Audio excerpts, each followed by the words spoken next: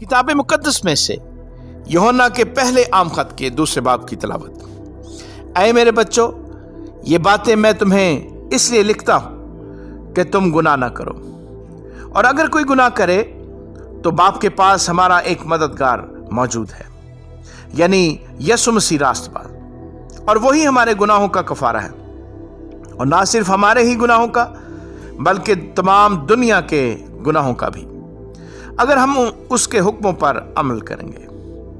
تو اس سے ہمیں معلوم ہوگا کہ ہم اسے جان گئے ہیں۔ جو کوئی یہ کہتا ہے کہ میں اسے جان گیا ہوں اور اس کے حکموں پر عمل نہیں کرتا، وہ جھوٹا ہے اور اس میں سچائی نہیں۔ ہاں، جو کوئی اس کے کلام پر عمل کرے، اس میں یقیناً خدا کی محبت کامل ہو گئی ہے۔ ہمیں اسی سے معلوم ہوتا ہے کہ ہم اس میں ہیں۔ جو کوئی یہ کہتا ہے کہ میں اس میں قائم ہوں، تو چاہیے کہ یہ بھی اسی طرح چلے جس طرح وہ چلتا تھا۔ اے عزیزو، میں تمہیں کوئی نیا حکم نہیں لکھتا، بلکہ وہی پرانا حکم جو شروع سے تمہیں ملا ہے۔ یہ پرانا حکم وہی کلام ہے جو تم نے سنا ہے۔ پھر تمہیں ایک نیا حکم لکھتا ہوں، اور یہ بات اس پر اور تم پر صادق آتی ہے، کیونکہ تاریکی مٹتی جاتی ہے اور حقیقی نور چمکنا شروع ہو گیا ہے۔ جو کوئی یہ کہتا ہے کہ میں نور میں ہوں اور اپنے بھائی سے عداوت رکھتا ہے، وہ ابھی تک تاریکی ہی میں ہے۔ جو کوئی اپنے بھائی سے محبت رکھتا ہے، وہ نور میں رہتا ہے اور ٹھوکر نہیں کھانے کا۔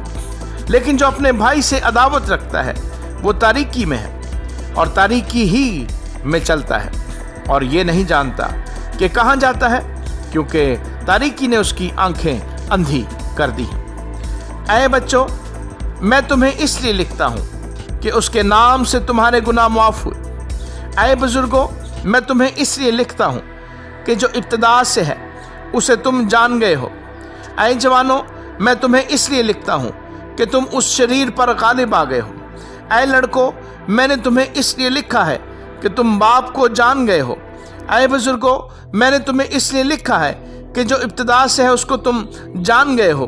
اے جوانوں، میں نے تمہیں اس لیے لکھا ہے کہ تم مضبوط ہو اور خدا کا کلام تم میں قائم رہتا ہے، اور تم اس شریر پر غالب آ گئے ہو۔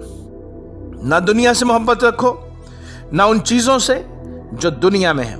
جو کوئی دنیا سے محبت رکھتا ہے، اس میں باپ کی محبت نہیں، کیونکہ جو کچھ دنیا میں ہے، یعنی جسم کی خواہش اور آنکھوں کی خواہش اور زندگی کی شیخی، وہ باپ کی طرف سے نہیں بلکہ دنیا کی طرف سے ہے۔ دنیا اور اس کی خواہش دونوں مٹتی جاتی ہیں، لیکن جو خدا کی مرضی پر چلتا ہے وہ ابد تک قائم رہے گا۔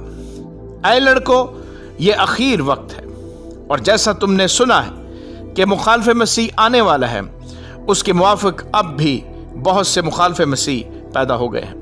اس سے جانتے ہیں کہ یہ اخیر وقت ہے۔ وہ نکلے تو ہم ہی میں سے، مگر ہم میں سے تھے نہیں، اس لیے کہ اگر ہم میں سے ہوتے تو تمہارے ساتھ رہتے، لیکن نکل اس لیے گئے کہ یہ ظاہر ہو کہ وہ سب ہم میں سے نہیں ہیں، اور تم کو تو اس قدوس کی طرف سے مسح کیا گیا ہے، اور تم سب کچھ جانتے ہو۔ میں نے تمہیں اس لیے نہیں لکھا کہ تم سچائی کو نہیں جانتے، بلکہ اس لیے کہ تم اسے جانتے ہو، اور اس لیے کہ کوئی جھوٹ سچائی کی طرف سے نہیں ہے۔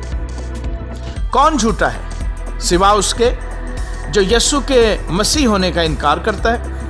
مخالف مسیح وہی ہے جو باپ اور بیٹے کا انکار کرتا ہے۔ جو کوئی بیٹے کا انکار کرتا ہے، اس کے پاس باپ بھی نہیں۔ جو بیٹے کا اقرار کرتا ہے، اس کے پاس باپ بھی ہے۔ جو تم نے شروع سے سنا ہے وہی تم میں قائم رہے۔ جو تم نے شروع سے سنا ہے، اگر وہ تم میں قائم رہے تو تم بھی بیٹے اور باپ میں قائم رہو گے۔ اور جس کا اس نے ہم سے وعدہ کیا وہ ہمیشہ کی زندگی ہے۔